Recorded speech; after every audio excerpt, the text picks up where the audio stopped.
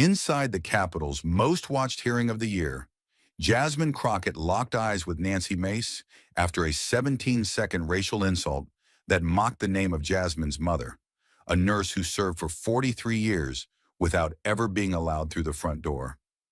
Mace thought it was just another joke, but within 3 minutes, one sentence from Jasmine left her speechless, and the entire room stunned. When the world hears what she said, will they keep laughing with the powerful, or finally stand with the ones they stepped over? Stay with us. This is a story worth every second of your time. Inside the Grand Hall of Liberty University, everything looked polished and professional. Bright lights lit up the stage and rows of guests filled the seats. The event was called the Women's Heritage and Leadership Summit, a big conference about women in politics, broadcast live across the country. On the surface, it looked respectful and balanced, but underneath there was tension. Jasmine Crockett had been invited to represent progressive Black women in leadership. She arrived quietly, wearing a dark navy suit and carrying a leather notebook. She didn't come for attention. She came prepared.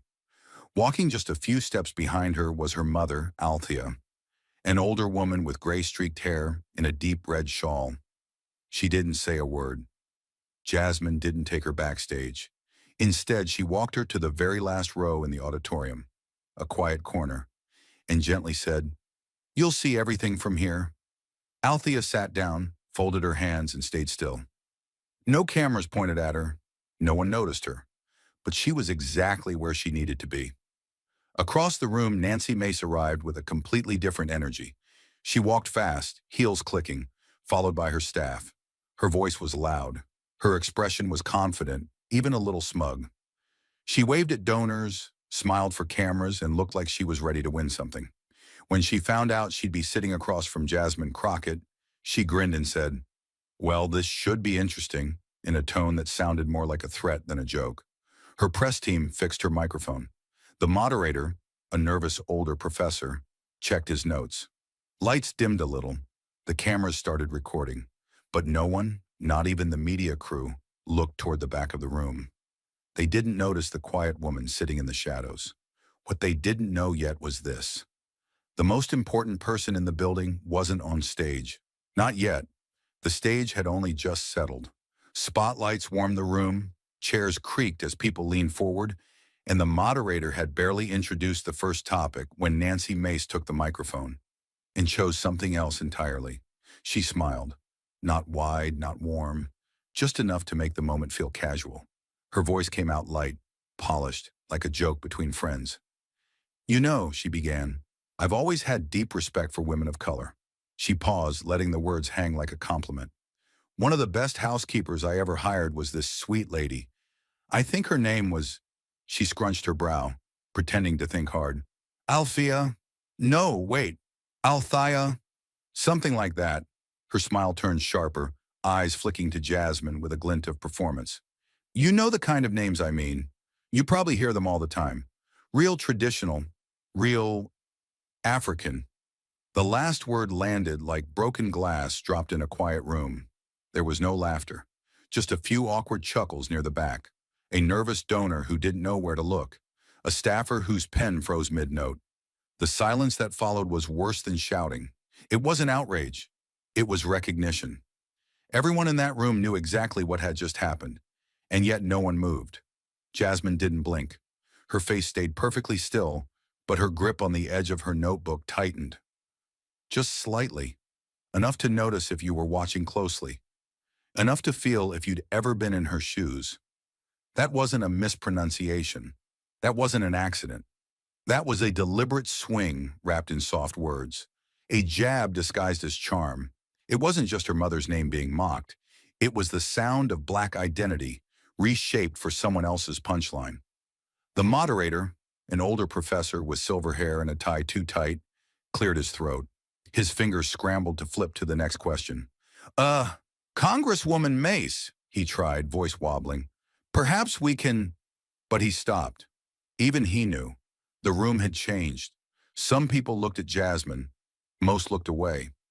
Not because they didn't care, but because they weren't ready to meet her eyes. The kind of quiet that filled the space now wasn't peaceful. It was heavy. It was the kind that comes when someone crosses a line and no one's quite sure who's going to fix it. The room was already tense from Mace's mockery of Jasmine's mother's name, but instead of stopping, she leaned forward, as if she hadn't gone far enough. The silence didn't stop her. It invited her. Nancy Mace looked directly at Jasmine, her tone light but laced with sarcasm. "So, Jasmine," she said slowly, dragging out each word as if choosing them carefully but carelessly all at once. "Where's your mom from again? Kenya? Harlem?" A few heads turned sharply, and then came the last word, delivered with a smile that felt like spit. "Wakanda?"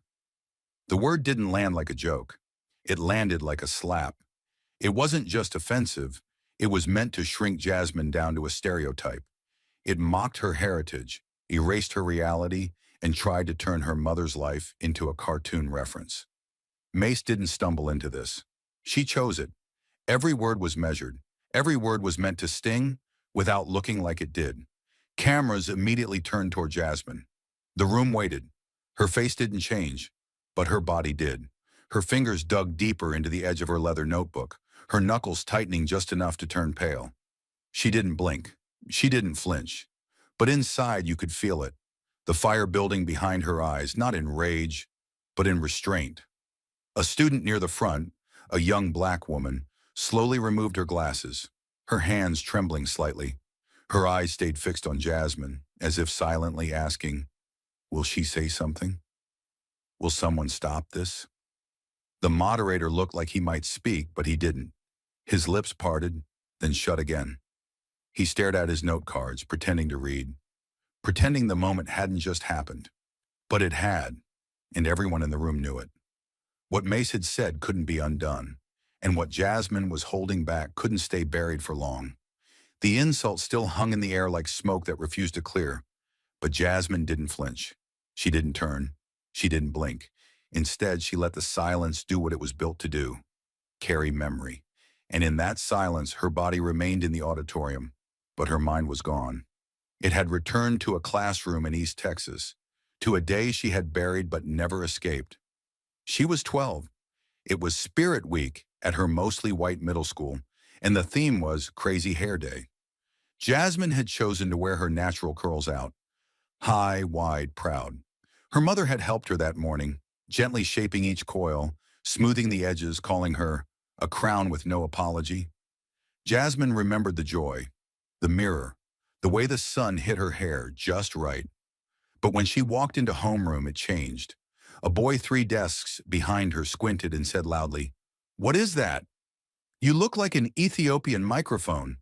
Laughter exploded, full, careless, cruel. The kind of laughter that isn't just heard, it's felt. She remembered how it vibrated through her chest, how her smile collapsed like wet paper. The teacher tried to quiet them, but never addressed the comment. Jasmine sat there, eyes fixed on the lines of her notebook, refusing to look up. Her hands shook then too. That night, Jasmine didn't tell her mother what happened. She didn't have to. Althea could see it in the way her daughter sat at the kitchen table. Untouched food in front of her, curls tied back in a tight knot as if to erase the morning. Althea didn't ask. She didn't lecture. She simply placed one hand on Jasmine's shoulder and said in a voice that was steady, quiet, and unshakable, "Don't scream in a battlefield. Let your existence be the thing that shuts them up." Jasmine never forgot those words. They didn't sound like comfort.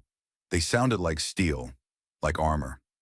And now, all these years later, on that stage with cameras rolling and the sting of Nancy Mace's mockery still fresh in the air, Jasmine looked down at her palms. Slight tremor, controlled breath. She pressed her thumb gently into the soft leather of her notebook, not for grounding, but for gathering. She wasn't panicked. She was remembering who taught her how to stand still in a storm. And that stillness wasn't silence. It was strength. Real strength. The kind you don't need to explain. The kind that knows how to wait for the exact right moment to strike back with something louder than anger. Truth. Jasmine sat still, calm on the outside but bracing inside. But before she could speak, before she even needed to, another voice rose. One stronger, one older, one shaped by decades of storms. From the last row of the hall, a woman stood up. No one had invited her. No one had noticed her until that moment. But now the room turned to her like she had pulled gravity toward herself. Althea Crockett, Jasmine's mother, rose slowly, shoulders squared, eyes clear. There was no trembling in her frame, no hesitation in her breath, just a quiet force building behind her presence. And when she spoke, her voice didn't shout, but it carried. It commanded. "I didn't come here to be spoken about," she said, her tone calm but cutting. "But if someone's going to use me to get a laugh, at least say my name right." The words rang out with perfect clarity, louder than any insult spoken earlier. She didn't raise her voice. She didn't need to. The power was in how steady it was, how controlled, how deeply it landed. The effect was instant. The room froze. The moderator blinked, visibly panicked, but said nothing. Nancy Mace lowered her eyes and started rifling through her papers, not to find something, but to avoid everything. Her fingers twitched, desperate to look busy, but her silence betrayed her. Because in that moment, everyone knew she had been answered, and not by the daughter she tried to provoke, but by the mother who had seen this kind of cruelty before and survived it. Althea didn't come to fight. She came to remind the room that respect isn't something you request. It's something you embody. And even the deepest prejudice couldn't drown a voice like hers. She took one small step forward from the back of the room, her heels making the faintest sound on the polished wood floor. There was no microphone in her hand, no spotlight above her. And yet every person in the auditorium turned to face her like she had summoned something older, deeper, and far more real than anything said from the stage that day. Her eyes lifted, not confrontationally but steadily, toward the row of panelists, toward the podium, toward the very air where her name had just been twisted into a punchline. Her voice carried no anger, only something firmer than rage, truth spoken without fear. "I used to scrub the floors for men who now have buildings named after them," Althea said, her tone steady, unshaken. "Men who were powerful, who gave speeches, shook hands, wore medals. But let me tell you something. None of them ever felt the need to mock someone just to feel important." Her eyes were calm, her words deliberate. Not one of them ever turned a woman's name into a punchline. Not one tried to shrink someone down just to stand taller themselves. "I've seen pride, I've seen ego, but I have never seen real honor come from cruelty." She paused, scanning the stage, not seeking a reaction, just stating a fact. "So if you're going to talk about leadership and legacy," she added, "then at least start by pronouncing a name with respect." Her words didn't echo. They settled. Like a weight the room suddenly realized had been sitting on their chest the whole time. She let the silence settle around her. She didn't fill it. She didn't rush to the next point. She allowed it to sit, let it sting. Let the room feel the weight of what they'd allowed to pass only moments ago as a joke. She didn't look for validation. She didn't glance at Jasmine, or Mace, or the cameras that had now quietly panned away from the stage. Her eyes were fixed forward, not on a face, but on the principle. And that made it all the more devastating. Nancy Mace, just minutes before so smug in her posture, had now gone still. Her fingers fiddled with her pages, but not to prepare, just to avoid eye contact. The moderator stared at his cue cards like they were written in a language he no longer understood. Across the audience, students sat frozen, not out of fear, but out of reverence. Something rare was happening, something raw. And then from the third row, a soft whisper slipped into the silence, gentle but unforgettable. "She doesn't need a mic," the student said. "She is the mic." The words didn't echo. They didn't need to, because in that moment, no one could deny it. Althea Crockett had taken a moment of disrespect and turned it into a reckoning, without raising her voice, without demanding attention, simply by telling the truth so plainly, so fully, that it left no room for retreat, no cover for sarcasm, no mask for power. She was not there to perform. She was there to remind them. Respect is not granted by title or spotlight or scripted applause. It is earned by how you speak when no one expects you to be heard. And that, more than anything said from the stage that day, was the real legacy in the room. The silence that followed Althea's words wasn't hollow. It was heavy, like the room itself had just remembered something it had long tried to forget. Jasmine stood still at the podium, the quiet pressing against her back like a tide. She hadn't planned to speak next, but history was asking her to continue what her mother had just begun. Jasmine opened her leather-bound notebook, not for show, not to stall, but because some truths deserved the weight of being read, not improvised. Her voice emerged, low and steady, but laced with something deeper, like she was calling something back from the walls. Her name, she said, letting each word land like a hammer, is Althea Josephine Grant. She was a nurse. She is my mother. And in the spring of 1972, she was told she could not enter the hospital through the front doors, not because she lacked the training, not because she lacked the heart, but because she wore brown skin in a white coat. She let the words settle, watching them sting. Her eyes scanned the front row, not searching for approval, just making sure no one looked away. She served in the trauma ward, Jasmine continued, bandaged gunshot wounds, delivered babies, held the hands of dying men whose own families wouldn't show up. But after every shift, she had to leave the building the way she came, through the alley, past the dumpsters, where no patients would ever see her. Her voice didn't rise, it didn't need to. Each word was a scalpel, cutting through comfort, exposing the rot. Then gently she lifted a small photo from the notebook. The audience leaned in. This, she said, raising it so the cameras could catch it, was taken the week they promoted her to senior nurse. She just finished a double shift. That uniform wasn't gray when she started. It was white. In the faded picture, a young black woman stood in the shadow of the county hospital, her back straight, her eyes defiant, her shoes soaked from cleaning blood off a floor she was never allowed to walk proudly across. Jasmine's hand trembled slightly, not from weakness, but from the sheer weight of memory. She placed the photo on the podium like a sacred object and looked out again at the faces before her. "Nobody invited my mother to speak here today," she said, her voice dipping, thick with emotion, but never cracking. "No one thought she'd stand. But that's the thing. She didn't need an invitation, and she didn't wait for permission. She stood because she has spent her entire life being stepped over, talked over, and dismissed, and still she never once forgot who she was." She paused, then looked directly at Nancy Mace, whose eyes were now fixed on the edge of her papers like they might catch fire. Jasmine didn't flinch. "My mother taught me that dignity doesn't come from who hands you the microphone. It comes from what you say when the whole room is hoping you'll stay quiet." Her voice hardened slightly now, still calm, still in control, but radiating truth that could not be ignored. She told me, "Make them hear you even if they won't listen. Make the silence around you work for you, not against you." And today you heard her. Whether you meant to or not, you heard her. The silence that followed her mother's words wasn't just quiet, it was a reckoning. And when Jasmine finally spoke, she didn't need to raise her voice. She only needed to raise the truth.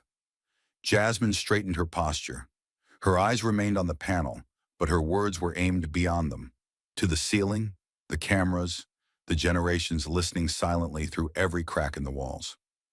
"Silence isn't absence," she said, each syllable crisp and deliberate. "It's what power fears most when it's running out of excuses." Her voice didn't rise, but the gravity in it did.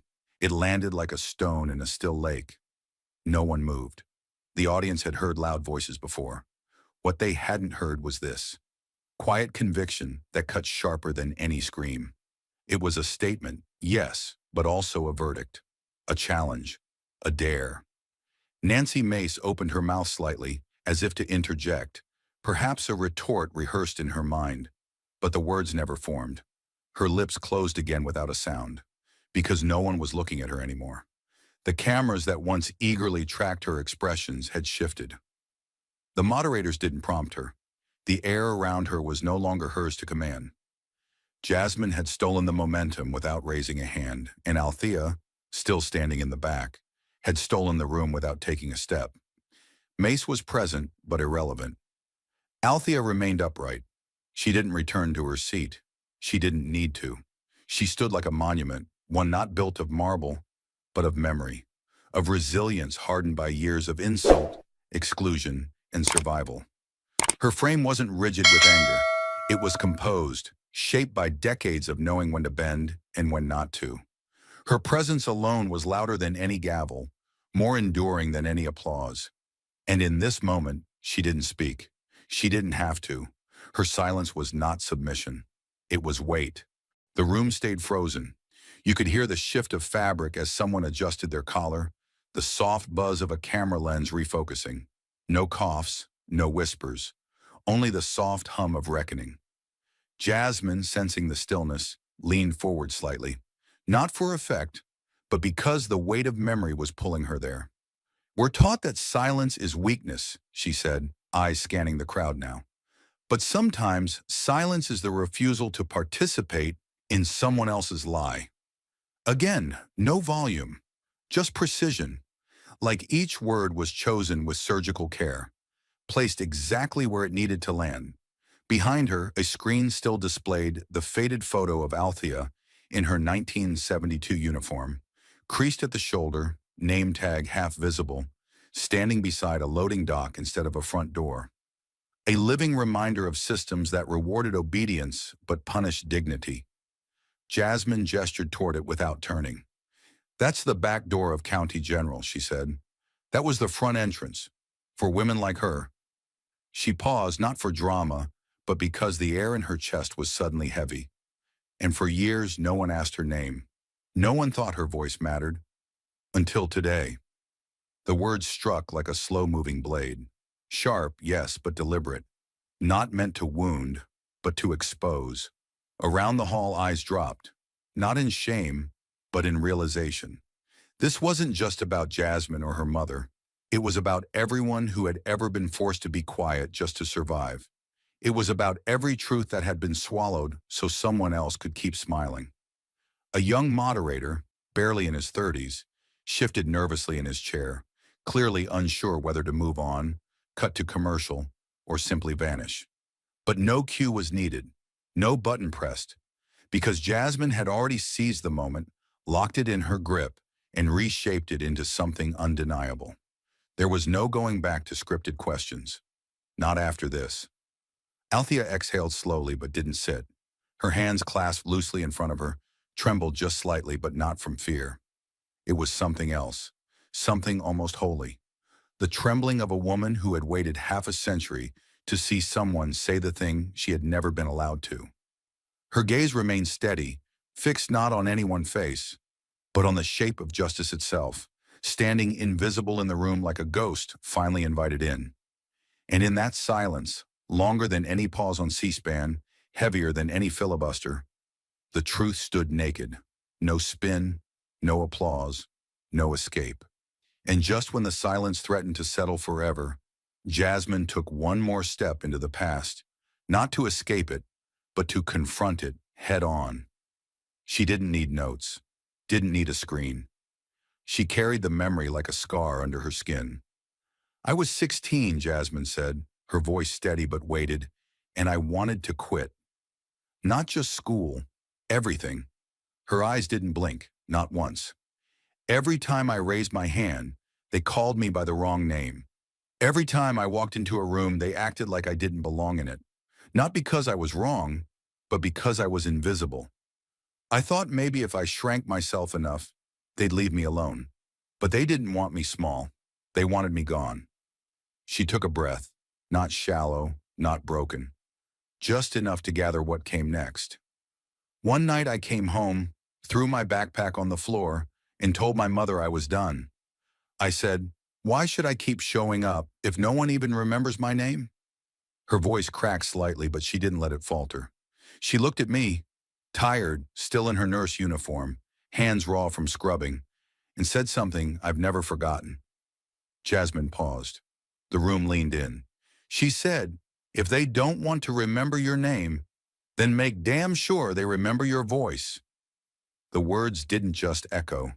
They struck, like gunpowder catching flame. Jasmine's eyes scanned the room, not in search of pity, but to deliver a promise. That was the day I stopped apologizing for being heard.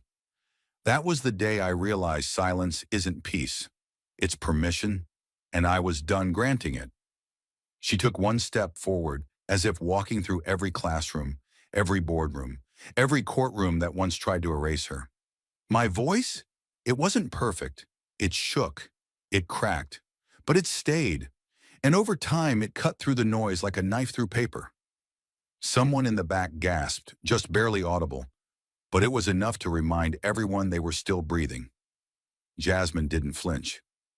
They used to laugh when I corrected how they said my name. What does it matter, they'd say. But names matter. Names carry history. Names carry dignity. And when you strip a name from someone, you're not forgetting them. You're trying to erase them. She paused, eyes sharp as steel. But you can't erase a voice that refuses to whisper. At that moment, the energy in the room shifted again. The weight of generational struggle settled over the audience like fog, thick, unshakable. Jasmine's voice lowered, but the impact only deepened. Some people get to be remembered by accident. The rest of us, we fight to be remembered on purpose. Her hand hovered near the mic but never gripped it. And every time they misnamed me, they built the woman I am now. Every slight, every dismissal, every "what's her name again?" It trained me not to disappear, but to define. No one looked at Nancy Mace anymore. No one looked at the stage timers or the moderators. They looked at Jasmine, and through her, they saw themselves, their daughters, their students, their younger selves. And for the first time in that chamber, the air felt not just still, but charged. As if someone had finally flipped the circuit on and said, "Now listen." And just as the weight of her mother's words settled into the silence like stone, Jasmine reached into her bag, not for notes, not for data, but for something far older, far more personal. Jasmine's hand moved slowly, deliberately, as if the next object she was about to reveal held more power than any podium or platform ever could. She pulled out a small, worn notebook, its edges frayed. The once deep blue cover faded to a soft gray with time. The room leaned forward unconsciously, drawn by something unspoken. With care, she opened it to a page marked by years of fingerprints, creases, and one faint coffee stain. The handwriting was slanted but strong. It didn't scream, but it didn't whisper either. It read, "Speak when it matters. Stand when no one else dares." Jasmine held it up, not as a weapon, but as evidence. Evidence of a promise forged long before cameras, before campaigns, before anyone in this room knew her name. She looked out at the crowd, not to impress them, but to remind them. "This was given to me by the woman you just tried to make into a joke," she said, voice steady, not loud but sharp as a blade. "I was 13. I didn't understand everything yet, but I knew enough to recognize injustice even when it came dressed in polite smiles." She flipped a few pages forward, each one marked by scribbles, courtroom observations, and underlined quotes. "My mother didn't just raise me to be polite.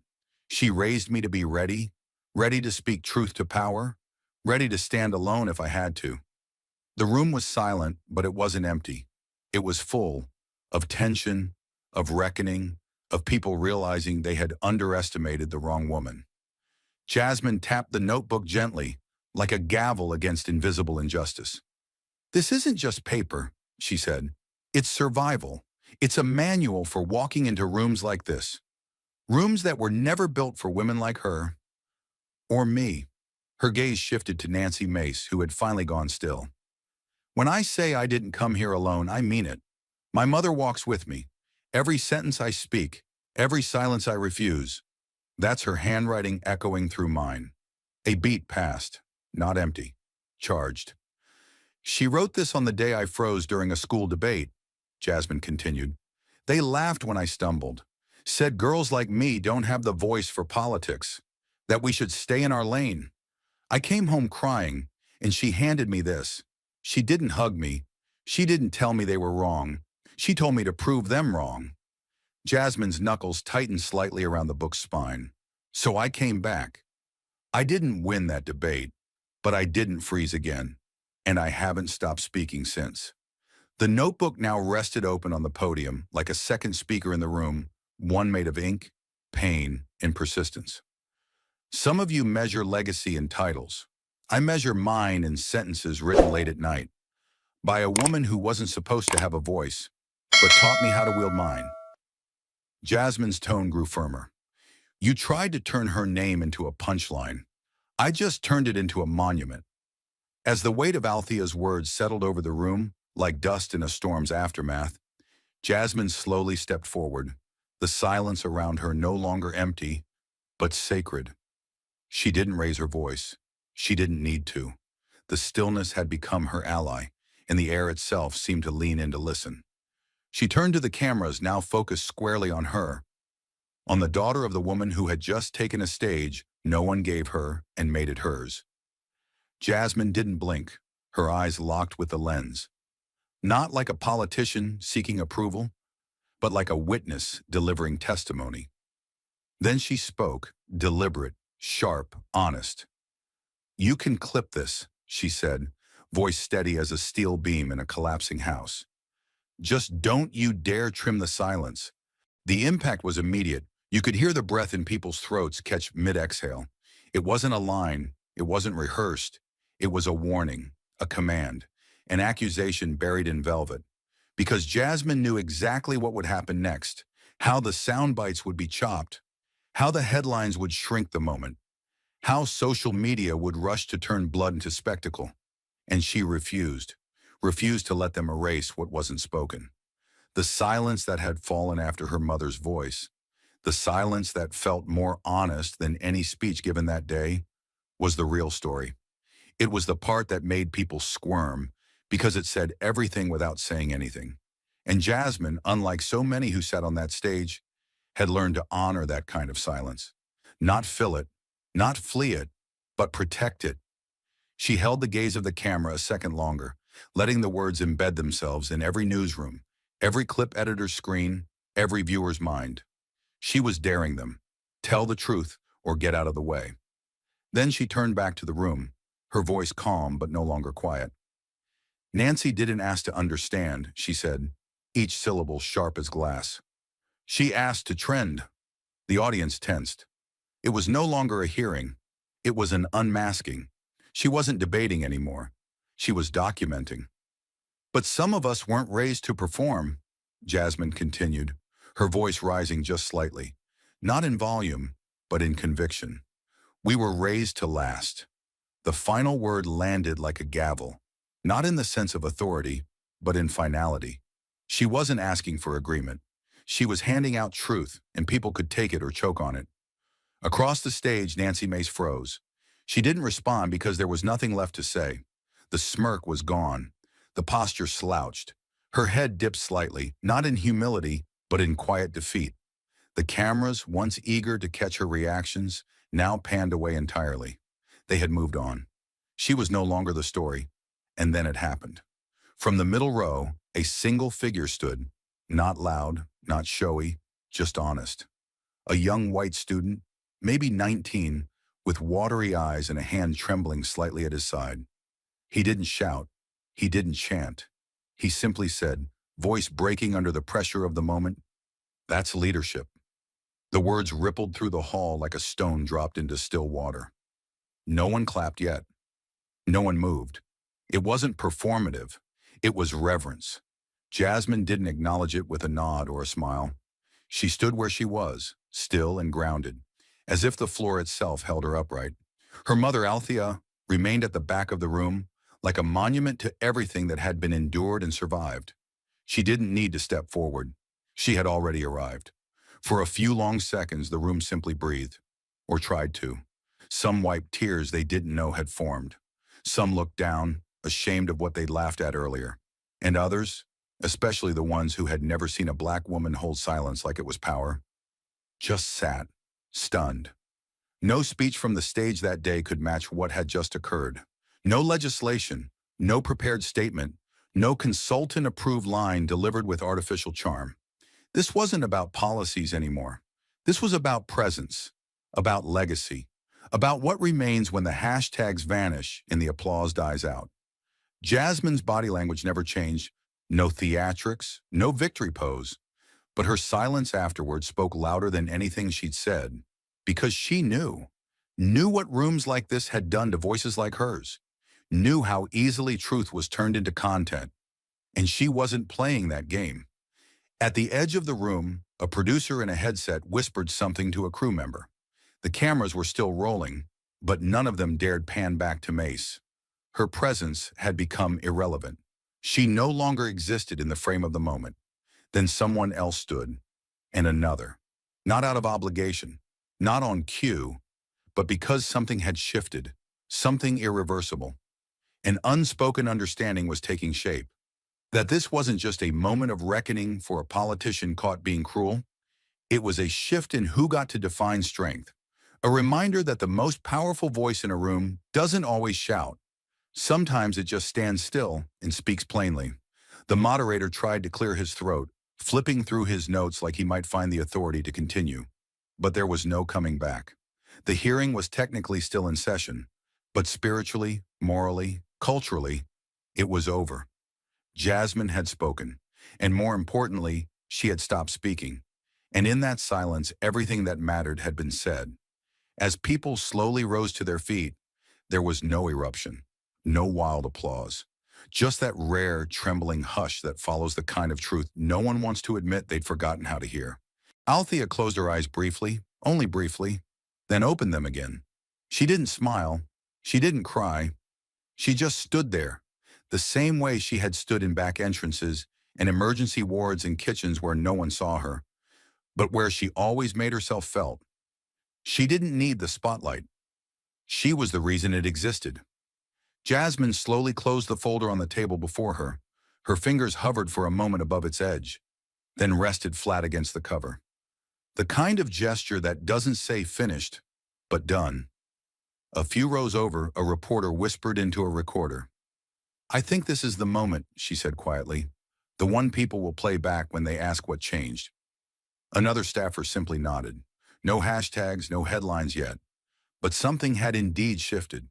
Because this wasn't just about a politician insulting a name. It was about the weight of that name, the hands that carried it, the voices that built it, the silence that surrounded it, and the daughter who refused to let that silence be mistaken for surrender. Jasmine Crockett had said what she needed to say, and then she gave the silence the final word. And just when the silence had stretched to its edge, taut like a held breath across the room, Jasmine took one final step forward, her voice quiet, but forged in fire. The calm around her wasn't peace, it was pressure, the kind of stillness that comes before tectonic plates shift. Her eyes scanned the rows not with defiance, but with something more enduring, conviction shaped by generations. She didn't raise her arms, she didn't clench a fist, but she carried with her the posture of every woman who had ever been asked to wait her turn, swallow her pride, or smile through erasure. She looked forward, not at the audience, not even at Mace, but through the moment itself, like she had outlived it before it finished. Then she delivered the final blow, not with volume, but with precision.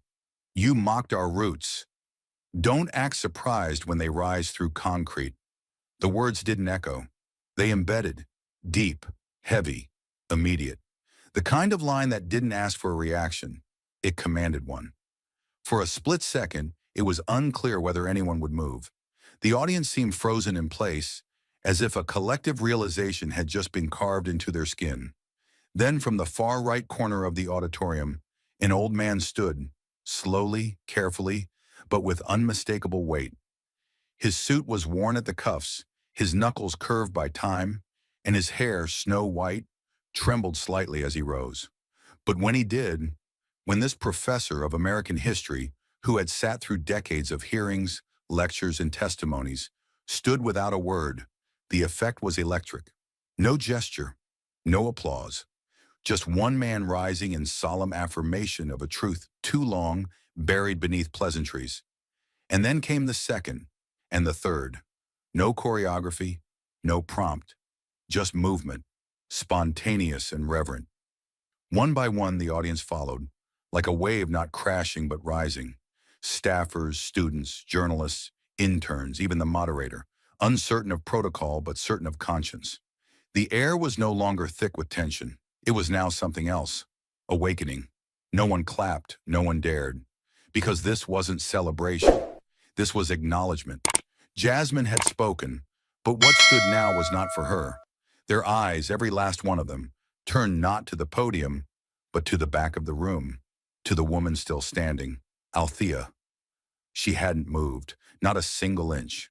Her hands remained at her sides, fingers relaxed, chin steady. She didn't smile, didn't bow, didn't soften. She didn't need to, because in that moment, beneath the weight of Jasmine's truth and above the silence left behind, she became something more than presence. She became proof, not of pain, but of endurance, not of suffering, but of survival. She didn't weep. She didn't tremble. Her eyes, dark, firm, unflinching, met the gaze of every soul now turned toward her, not demanding recognition, but daring people to see what they'd always chosen to overlook. It wasn't performative. It wasn't poetic. It was real. Althea's stance wasn't just about dignity. It was defiance without movement. For decades, she'd been the woman walking through back doors, taking second shifts, raising children in a world that counted her labor but not her life. Now in the most unexpected of theaters, surrounded by power brokers and pundits, she stood unmoved as the crowd finally looked, truly looked at her. Not as a mother, not as a story, but as the root itself, a living monument to everything that had been buried and dared to grow anyway. Jasmine didn't speak again. She didn't need to. Her final words had done what no hearing, no headline, no bill ever could. They cracked something open, not just in policy, but in people. For years, generations even, the system had demanded submission in exchange for survival. Today, someone had refused the deal. And the room, whether ready or not, had felt it. A young staffer, maybe in his 20s, wiped his eyes with the cuff of his shirt and whispered, almost afraid to be heard, "I didn't know, until now." A journalist nearby scribbled something onto a notepad with trembling hands. An aide reached out to touch Althea's shoulder, but stopped just short. Like interrupting a moment of sacred stillness would be a sin. The cameras kept rolling, but they had lost their control. The story no longer belonged to the networks. It belonged to the silence, to the roots, to the rising. Nancy Mace, still seated behind her polished nameplate, finally looked up and saw a crowd no longer interested in her. Her mouth opened as if to explain, to justify, to recover. But the moment had passed. Her platform had been stripped away, not with anger, but with memory. Not with chaos, but with calm.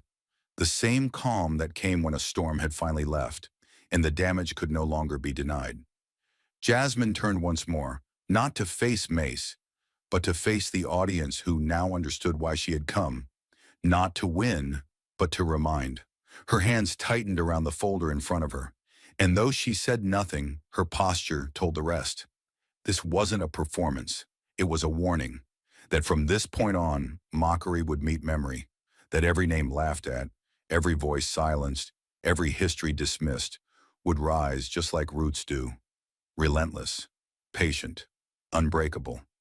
In the back of the room, Althea finally shifted. One small movement, a single nod, not for recognition, but for reckoning, the kind that says, "We've waited long enough." And the rest of the room, those who had just stood, did not sit back down. They stayed upright, not in protest, not in praise, but in witness. Because they knew now, too late for comfort, but just in time for truth, that what they had seen would not pass like news. It would stay, in memory, in record, in the silent spaces between words. Jasmine walked slowly off the dais, not triumphant but whole. She passed by the front row without meeting any eyes, moved toward her mother without hesitation, and paused beside her, not behind, not in front. Beside. For the first time since the hearing began, mother and daughter stood together. No flashbulbs, no podiums, just presence. Two women standing where others had tried to erase them, and still, rising. The silence that followed Jasmine's final line was unlike anything the auditorium had experienced that day. It wasn't polite, it wasn't ceremonial, it was electric, thick. The kind of silence that doesn't ask for respect. It commands it. She stood center stage, eyes locked on the camera lens as if she were speaking to a nation that didn't know how to listen until this very moment. The air shifted. You could hear breaths being held. Pens stopped scribbling. The hum of fluorescent lights above became suddenly loud in the absence of everything else. Then she said it. "You can clip this," she said, voice calm, deliberate. "Just don't you dare trim the silence." Her words didn't need to shout. They detonated in the stillness, ringing louder than any insult that had flown across the room that day.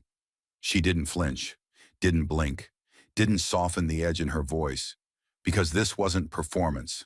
This was a reckoning.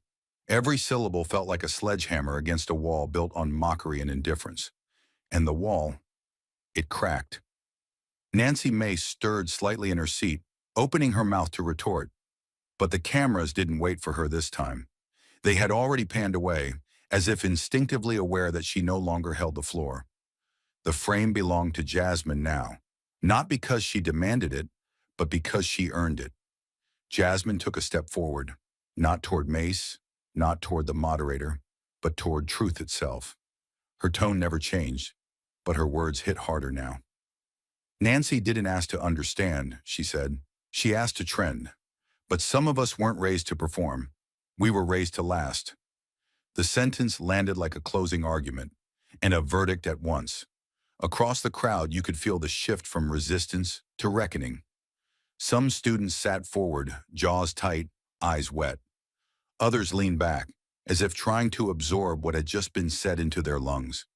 Even those who had dismissed her at the beginning now watched like people afraid to blink during history.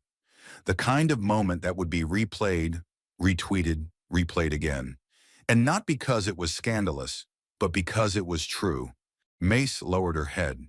Not in shame. Shame requires self-awareness. She lowered it in retreat. Her fingers fumbled for papers that no longer mattered. Her relevance evaporated like mist under a spotlight. The line had been drawn, not by confrontation, but by clarity. Then quietly a chair creaked. A student stood, white, male, early 20s, face trembling, not from anger but awe. His voice barely more than a whisper, but it echoed nonetheless. "That's leadership," he said. No one corrected him. No one laughed. Because in that moment, everyone knew. He wasn't giving an opinion. He was naming what the entire room had just witnessed. The auditorium seemed to exhale at once. But it wasn't relief. It was realization. That something sacred had just happened, and no one dared break the spell. Jasmine remained still for a beat longer, letting the weight of silence speak for her. Then, with no dramatic exit, no raised fist, no triumphant smile, she simply turned, stepped down from the stage, and walked.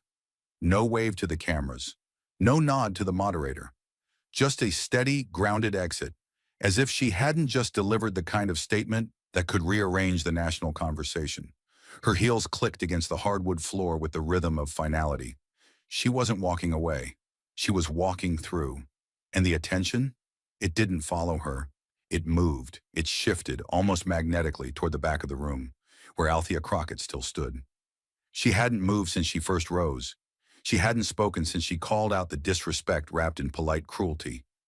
She hadn't smiled, hadn't frowned. She simply stood, still upright, immovable, like a monument that refused to be forgotten. But it wasn't stone that held her posture. It was lived pain, lived dignity, the kind of quiet strength built not in moments like this, but in the thousands that led to it.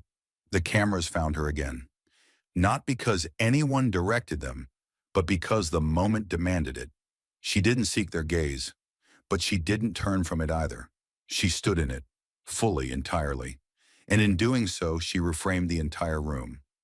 One professor, gray-haired, tenure-worn, and battle-hardened by years of fighting for truth in classrooms and courtrooms, was the first to rise. He didn't clap, he didn't speak. He just stood, hands by his side, head upright, a silent salute to a woman who had not asked for applause, but earned something far rarer: reverence. Then another student, then two more, then five. And before long, the entire auditorium had risen, Not like an ovation, but like a nation that had forgotten how to honor truth and just remembered. But none of them were looking at Jasmine anymore. They were looking at Althea, still standing, still silent, still steady, not smiling, not nodding, just holding that space with the weight of everything she'd ever endured and everything she refused to let die. Her eyes scanned the crowd, not to be thanked, not to be praised, but as if measuring whether this moment would hold, whether those rising to their feet were doing so out of inspiration or obligation. She saw them, and they saw her, and that was enough. After nearly an hour on her feet, Althea finally sat, not out of exhaustion, but because the mission was complete. A truth had been spoken, a line had been held, and the baton, it had already been passed, years ago. Today was just the proof of it. Jasmine didn't pause as she left, didn't glance back at the crowd, didn't wave, because this wasn't about her. A student near the front row opened a small leather-bound notebook. His fingers shook slightly as he wrote, not from nerves but from urgency. He didn't want to forget the words, didn't want history to fade into sound bites. On the top line he scribbled, she didn't need to speak much. She let her daughter speak for a generation. No one needed to read it to agree. Outside the auditorium, the media didn't run the headlines they were known for. No flashy Crockett destroys rival captions. No sparks fly on stage. Instead, most major outlets used just one line. A woman stood, and the nation sat up straight. That wasn't a slogan. It was a reckoning. Because in an age of shouting, one woman reminded them all what it meant to speak, without screaming. And in doing so, she changed the conversation, not just for that room, but for every room that would dare forget what dignity looks like when it rises and refuses to sit back down. The applause had faded, but what lingered wasn't noise. It was the kind of stillness that stays behind when something irreversible has been said. Jasmine didn't walk away from a podium. She walked out of a moment that no one in that room would forget.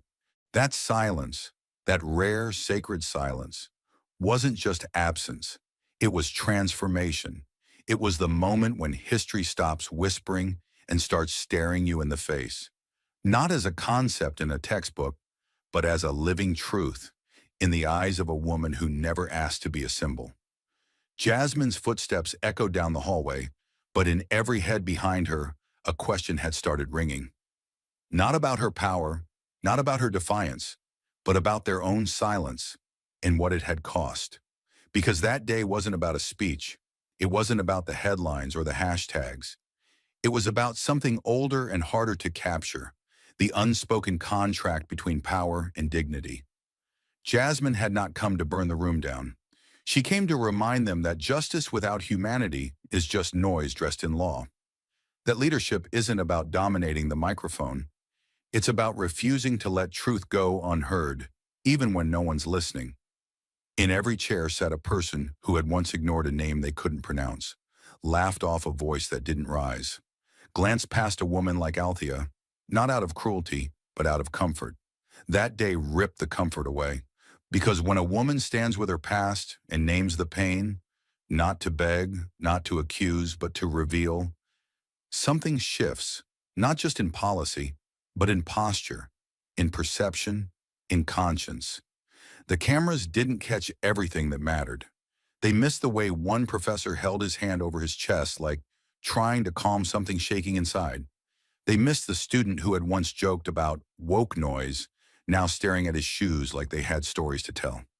They didn't record the hallway where a young black woman paused to call her grandmother and whispered, "You were right." They do listen when you don't flinch. Jasmine didn't need to win a vote. She had already carved something deeper, a reminder that shame isn't the enemy of progress. Silence is, and that respect, once broken, isn't restored by apology alone. It takes witnessing. It takes holding your gaze on the thing you most want to look away from, and not blinking. In the quiet corners of campus, you could feel the shift. Students weren't just sharing clips.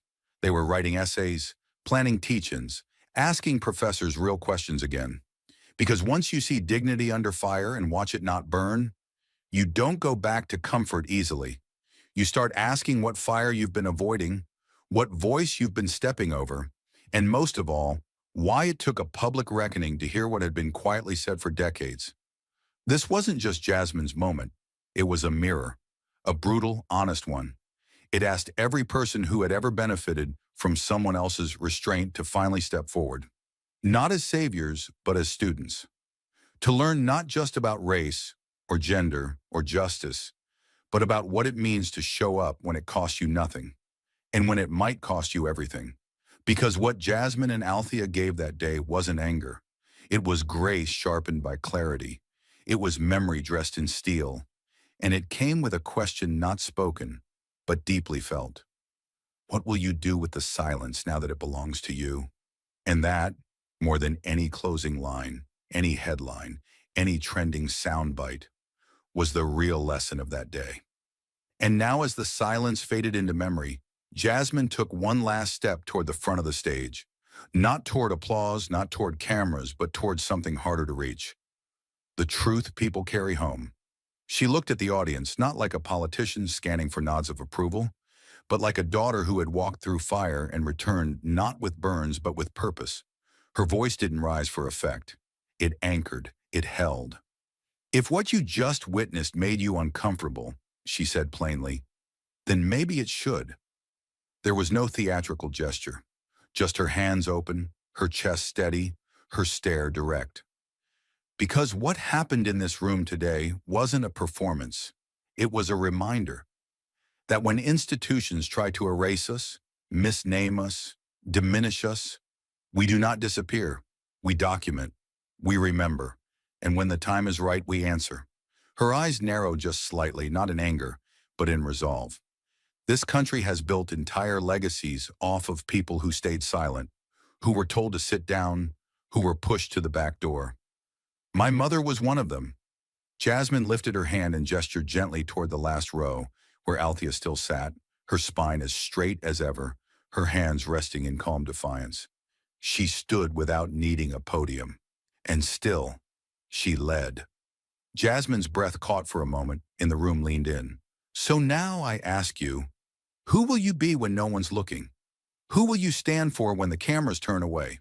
She paused. The air felt heavier, the room quieter. Maybe you're a student here, just starting to ask the hard questions. Maybe you're a journalist, typing every word, but wondering which quote your editor will cut first. Or maybe you're sitting in the back like she was, too tired to fight, but too proud to walk away. I see you. Her words landed like the first drops of a storm, small but unmistakable. And I'm telling you right now, we need more than hashtags. We need more than reposts. We need courage at 2 a.m. when no one's cheering. We need the kind of quiet bravery that stands its ground without a spotlight.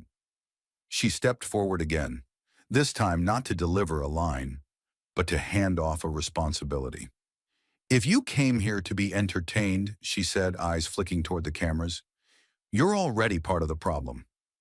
Her tone was razor sharp now, not cruel, but clean. Because the same system that tried to erase my mother's name will erase yours too, if you let it, so don't let it. The pause that followed wasn't empty. It was deliberate. Start asking who benefits when your neighbor's voice is silenced. Start questioning why some names are remembered while others are rebranded as threats. And when they tell you to lower your voice, don't. Instead, ask why they're so afraid of the tone you were born with. One young man in the front row stood without realizing it, his hand clenching the notebook he'd barely touched for the last 20 minutes. A woman near the aisle began to cry, quietly into the cuff of her jacket. But Jasmine didn't dramatize it. She let it be, because this wasn't a scene to manipulate. It was a scar being acknowledged. And to those who sit in rooms like this and walk out thinking they've just heard both sides, let me be clear, racism doesn't have a counterpoint. Misogyny isn't up for debate. And if your neutrality makes you more comfortable than justice does, then you were never neutral to begin with. She turned now, slightly, toward the lens of a live streaming camera.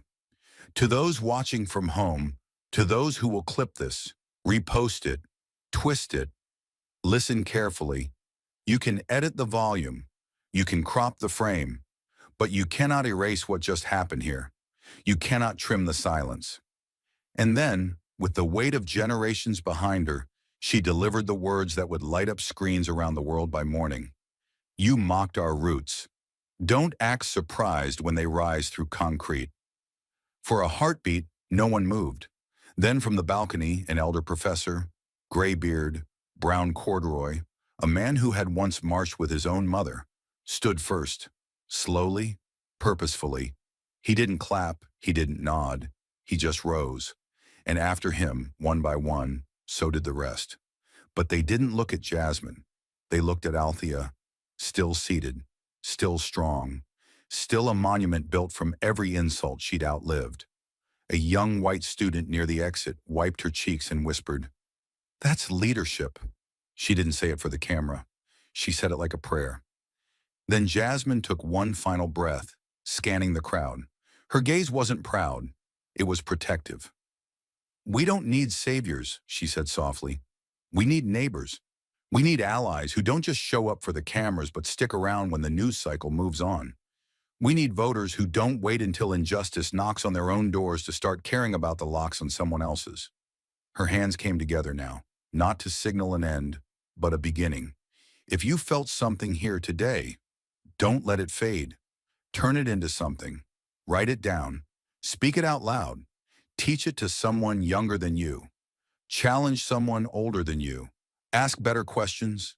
Demand better answers. A deep breath. Because this silence you're feeling right now, that's not absence. That's power waiting to be used. And as she turned to walk away, not with fanfare, not with applause, Jasmine didn't look back. She didn't need to. The room was already standing. The message was already moving. Behind her, Althea finally stood. Not because she had to, but because her daughter no longer needed her to hold the front line alone. That battle had been passed on, not with a shout, not with a script, but with the quiet, revolutionary act of speaking truth when it matters most. And as the stage lights dimmed and the cameras powered down, a line quietly surfaced across the nation. Not as a headline, but as a warning. A hope, a call. A woman stood, and the nation sat up straight. Thank you for watching until this moment and for standing with us on this journey for justice. Your support means everything. Like, subscribe, and turn on notifications so you never miss what's next. And we'd love to hear your thoughts. Leave a comment below and let us know what moved you most in this story. Together, our voices make a difference.